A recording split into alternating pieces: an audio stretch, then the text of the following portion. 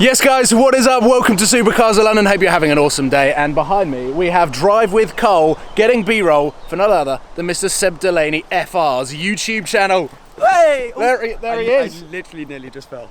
How are you? I'm good, how are you? I'm good, I'm really excited to see your car again. This is the first time that you've seen it in its green form. Yes, in its summer spec. With its new exhaust. Yes, the most importantly, because you experienced it when it was grey with the Brook Racing Exhaust Sports Cats. And today we're going to go on one of my favourite routes. And we're going to hook some cameras up in there so that you can experience the importance of sound in a car. Because in 2019, we're losing it a little bit. We're losing it a lot, and I already thought it sounded absolutely ridiculous when I heard it last time. Yeah. And now I just heard you move it very briefly, and it already sounded really, really cool. So there's nothing on what it's like under load. But today we're going to be talking a little bit about dream cars, because I've done it. You've come close to doing it, but you're in the process of potentially buying something for your French channel. Yes, and your English channel, but... Yeah. But it's a weird thing. It's like, do you buy your dream car, or do you buy the sensible option? Do you go with your heart or your head?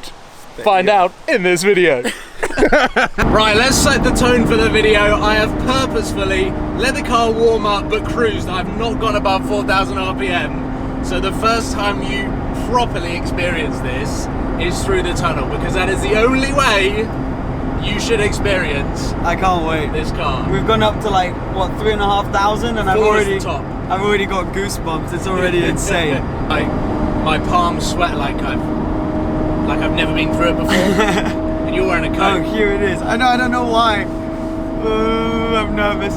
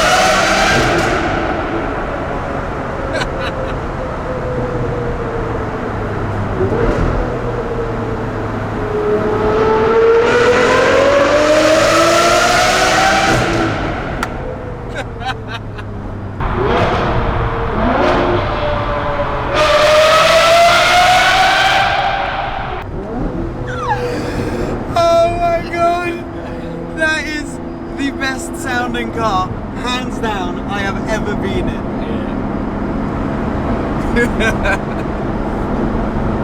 That mouth's dry. Is absurd. Absurd. You have created a monster. It's such a beautiful noise. Yeah. And loud. It's really loud. Very loud.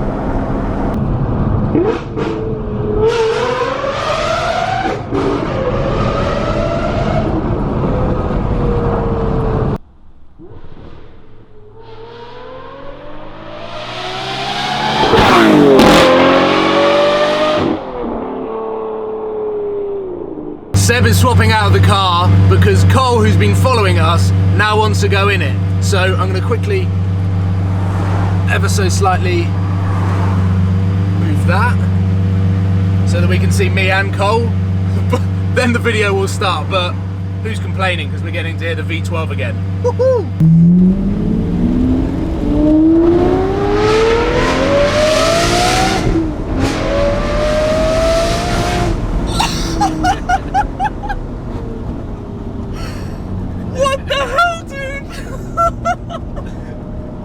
We've talked about it so much, and this you've is like... obviously seen the videos, but let's hear it.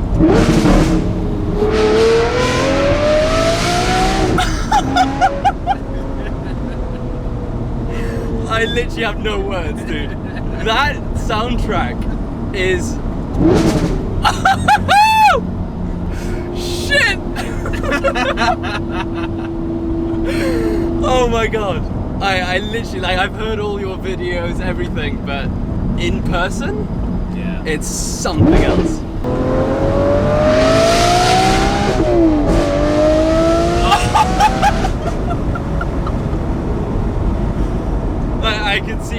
everything you told me about this car, now I get. Yeah. Now I get it. Now I get it. There are so many imperfections with the car Yeah. that force you to drive it so fast, because at slow speeds it's just not enjoyable. Not enjoyable. It's heavy steering, the Yeah. visibility's poor, there's no turning circle, Yeah. it's so low, Yeah. it's like the clutch doesn't like it. This car is built for 6,000 RPM and above. And above. That yeah. is it. Yeah.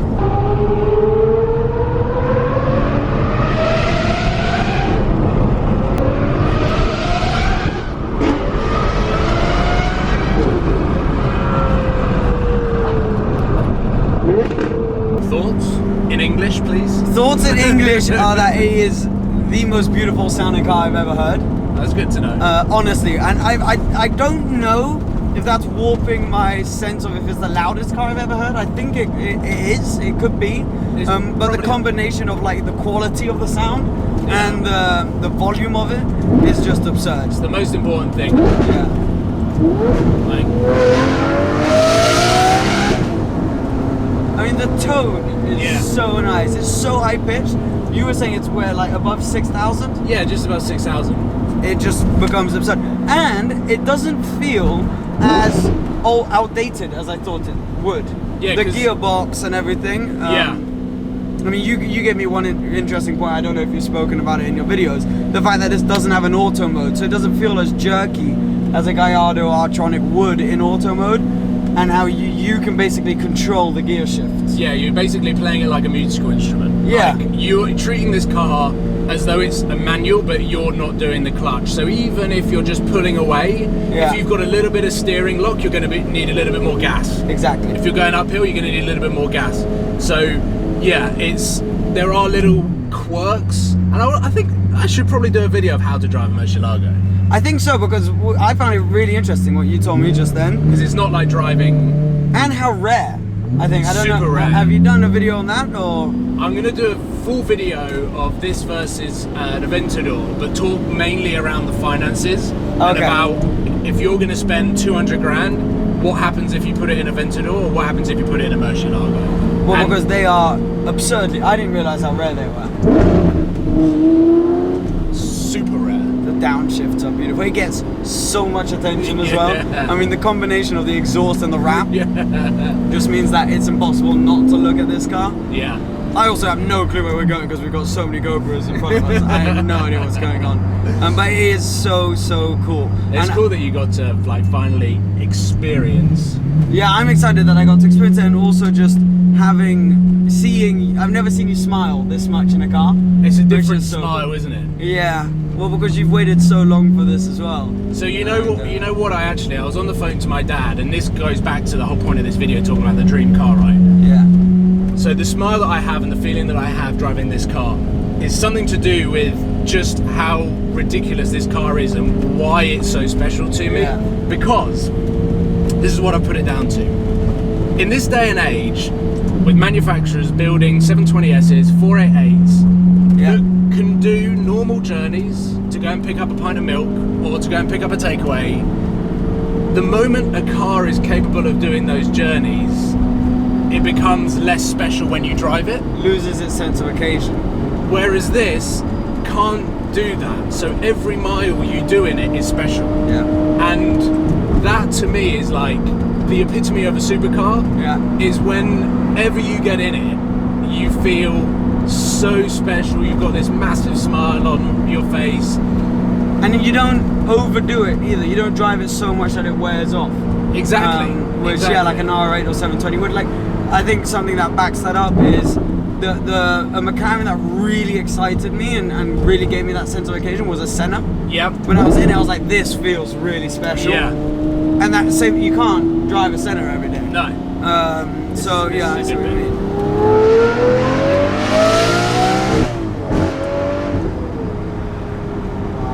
Wow. The last time I did this slip road, there was a police car stood up here. Yep, And so- that's why I stopped accelerating. Well, it's probably only right that we end the vlog video with another tunnel run. Yeah, this is gonna be special. I think we've got a better run.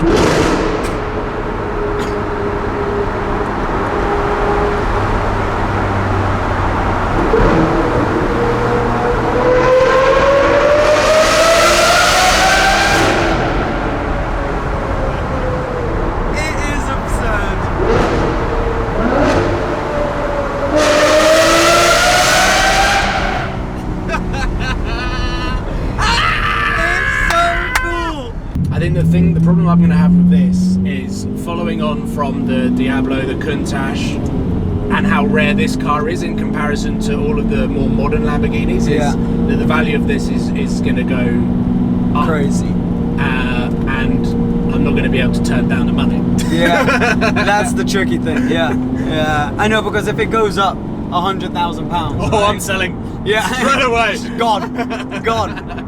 But then imagine that you're like, I own my dream car. I did everything I wanted to. I had it in my perfect color, perfect exhaust. Enjoyed it. It's like going to a casino, right? Yeah. Leave when you're up. Yeah, Like, exactly. just let it go then. That to me, the final box to tick with this car is to make a profit. I've bought my dream car. I've probably owned my dream car. I've got the perfect exhaust, the perfect wrap. I go on amazing drives in it, and I've done it. The only thing that can make that better is if I can make a profit. Then I will literally feel like I've won the lottery. Yeah. So there we go. That would be amazing. A cool inside chat. Again, to meet up with Seb in the UK. Obviously, we have spent so much time recently in Monaco, in the south of France, doing cool stuff. But for you to sit in the passenger seat of this, and for us to just go for a drive, I really can't wait to see your video. Even though it's in French, I think the sound is going to overwhelm a lot of the talking, so I can't wait to see that. That'll be nice. But no, I mean, thanks for having me down, and I think I can speak on behalf of all your followers.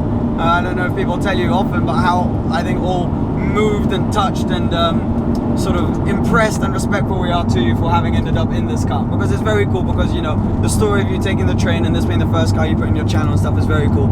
So you know, we maybe don't say it so often, but as a mate, I'm proud and happy for you that you've ended up in this car, and it's something I think you should be very proud of too.